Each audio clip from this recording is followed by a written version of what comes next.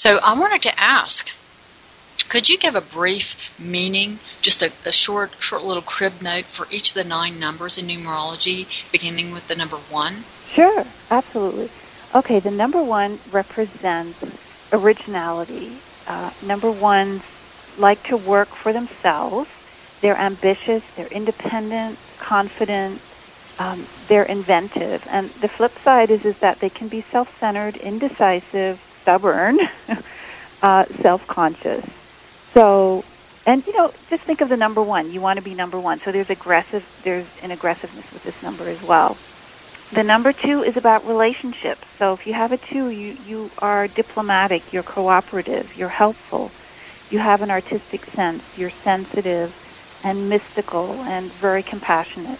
And the flip side of that is that you sometimes feel confused, or you're oversensitive, you take things too hard, you're insecure or timid, and you can get even over-emotional with this number.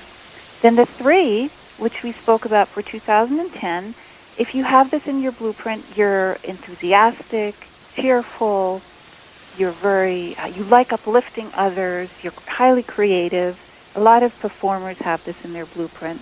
You're an initiator, you love to sing, you have a great voice, it represents the voice. So speaking is important. And you might like to gossip, actually, sort of the flip side.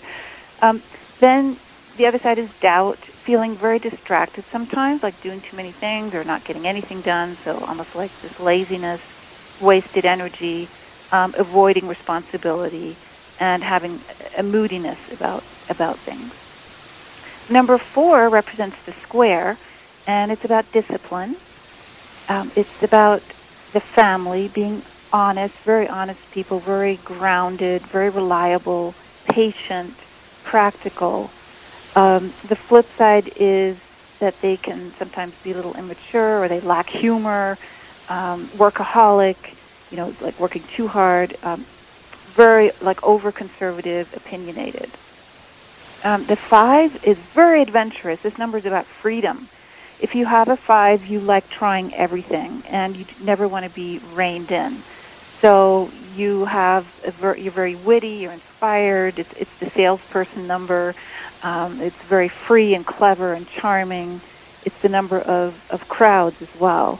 So then the flip side is that you can be impatient, that you try, things that like you try drugs or alcohol or whatever. You become restless, irresponsible, thoughtless, and your energy dissipates. Okay, the 6 is very artistic.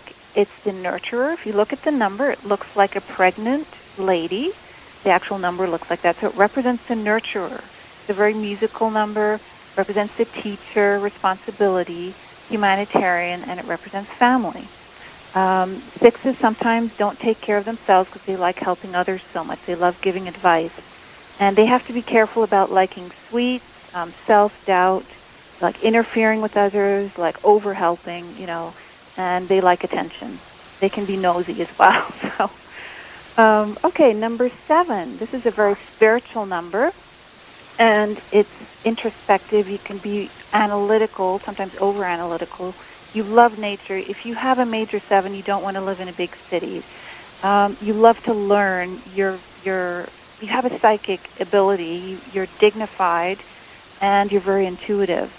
The flip side is you live in the past. You have this melancholy about you. You're aloof, and you don't reach out to others in an emotional way. You're a skeptic. It can also mean that you have an ego as well, because you sort of isolate yourself and you're unapproachable.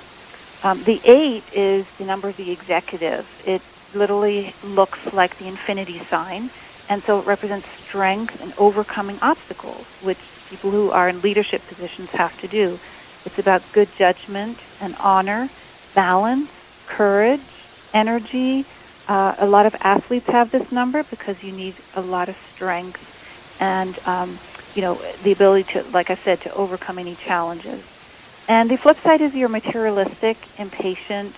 You like spending money because 8 represents money, and thoughtless, and you may abuse your power being in a power position. Number 9, the final number. This is the king of numbers.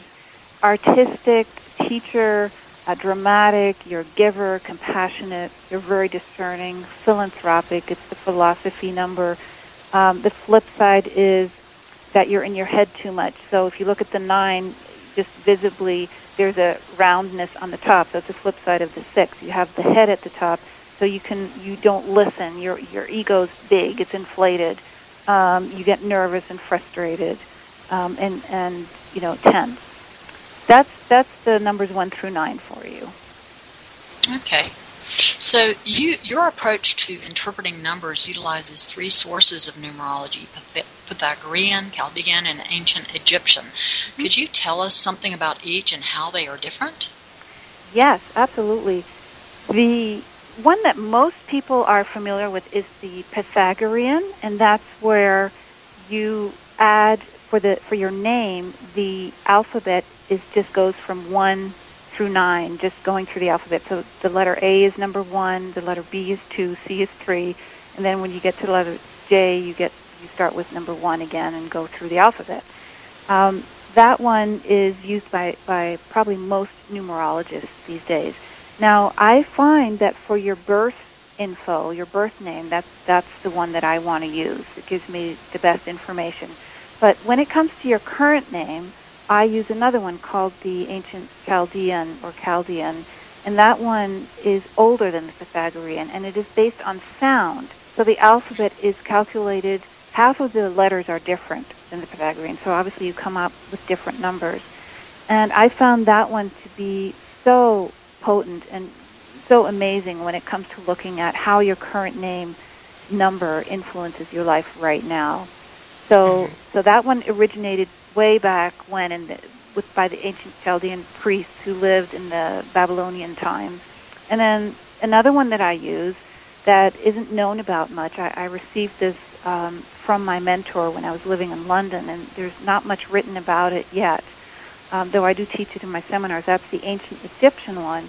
And that one I use for your birthday. It's a very unique system based on the 42 gateways that they used when they looked at the stars, the Milky Way. And it's really very spiritual and shows you your lessons for your lifetime. So all of those I teach in my seminars and write about in my free newsletter as well.